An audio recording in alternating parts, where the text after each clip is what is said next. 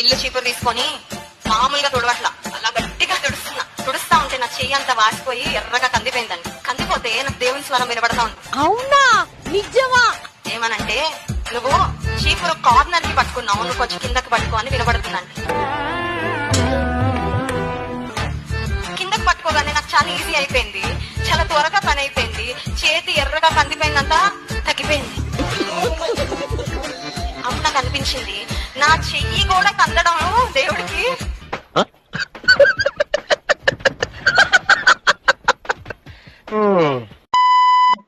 Style మారింది, నడక మారింది. సో ఆ రోజు పడుకున్నప్పుడు నాకు డీజీ దినకరంతా నా కళలు వచ్చి అన్నారు, అమ్మ దేవుడు నన్ను నీ దగ్గరికి పంపించారు, నీకు పేరు మార్చాలని అన్నారు.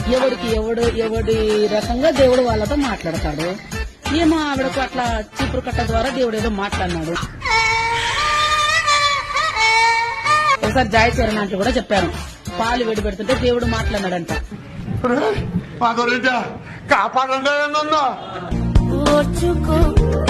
ఈ గిన్నె పాల గిన్నెలో ఉన్నటువంటి స్పూను పెరుగులో పెడితే ఏం కాదు గాని, పెరుగులో ఉన్న స్పూన్ తీసుకొచ్చి పాల గిన్నెలో పెడితే పాలు పాడవుతాయని దాని ద్వారా ఒక సత్యం నేర్పించాడంట.